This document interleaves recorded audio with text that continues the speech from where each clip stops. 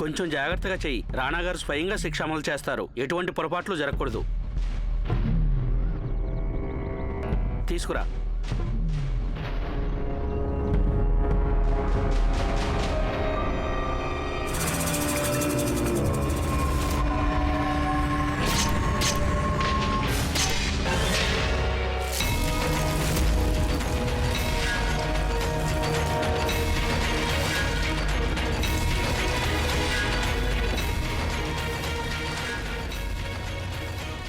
నేను నిన్ను మీ అమ్మ దగ్గరికే పంపుతానురా.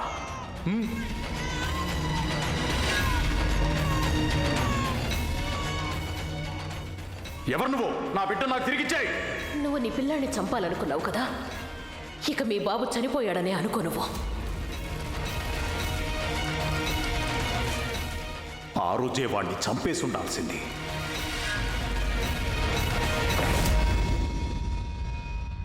ఆ భగవంతుడు మీకు న్యాయం చేసే శక్తినివ్వాలి. మీ చేతిలో మరణించబోయే వ్యక్తి ఆత్మకి మోక్షం ప్రసాదించాలి. ఇక్కడ అన్నీ సిద్ధంగా ఉన్నాయి. నేరస్తుడిని పిలుచుకురండి.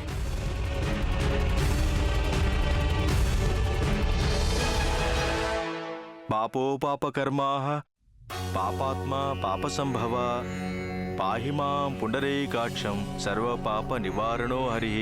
జీవితం అనేది ఓ చక్రం లాంటిది, సదా తిరుగుతూనే ఉంటుంది. ఏ విధంగానైతే మనిషి పాత వస్త్రాలను త్యజించి కొత్త వస్త్రాల్ని ధరిస్తాడో, అదే విధంగా ఆత్మ కూడా పాత శరీరాన్ని త్యజించి నూతన శరీరాన్ని ధరిస్తుంది.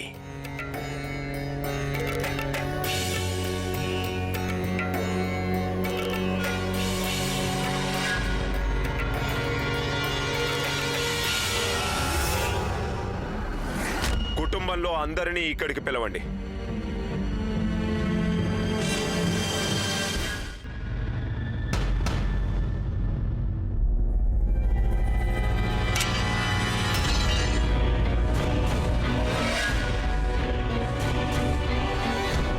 మీరిద్దరూ సర్దాన్ని చూసుకోండి, నేను వెళ్ళి చూసొస్తాను.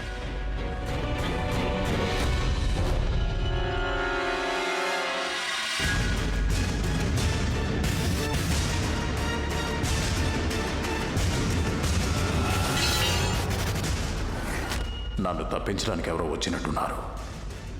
నువ్వు ఇక్కడే ఉండు, నేను వెళ్ళి చూసొస్తాను.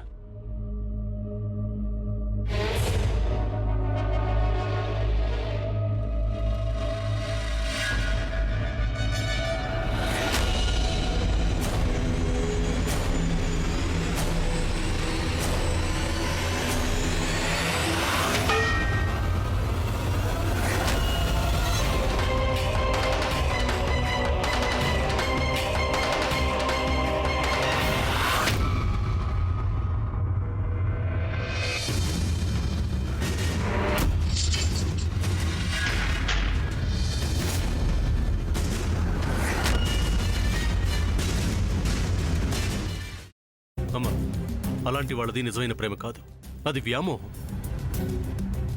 ఎగ్జాక్ట్లీ చిన్నత్త, నిజంగా ప్రేమించుకున్న వాళ్ళు అలా చేయరు. ఎంత మనసు విరిగిపోతే కన్న కూతుర్ని పట్టుకొని మా దృష్టిలో చచ్చిపోయా ఉంటుందా తల్లి? అది సరే అమ్మా, తన కూతురుతో తన ఆ మాట అనేటప్పుడు ఆమె మాటల్లో వ్యథ, కళ్ళల్లో బాధ గమనించావమ్మా? పెద్దబాబుకు బర్త్డే విషెస్ చెప్పు కూడా వెళ్ళాం కదా. ఊరికే ఎలా కాలిపోతుంది? మంట పెడితేనో పడితేనో తగలబడుతుంది.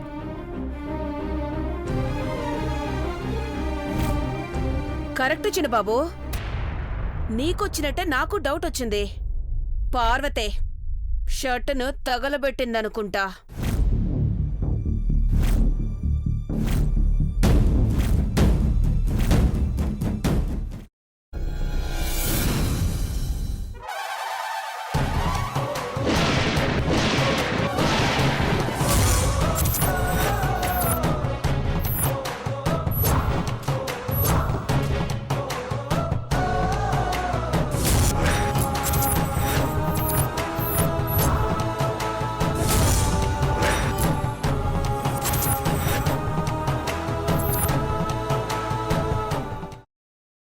తర్వాత పొట్టు తీసేసి చాప్ చేసి పక్కన పెట్టుకోవాలి.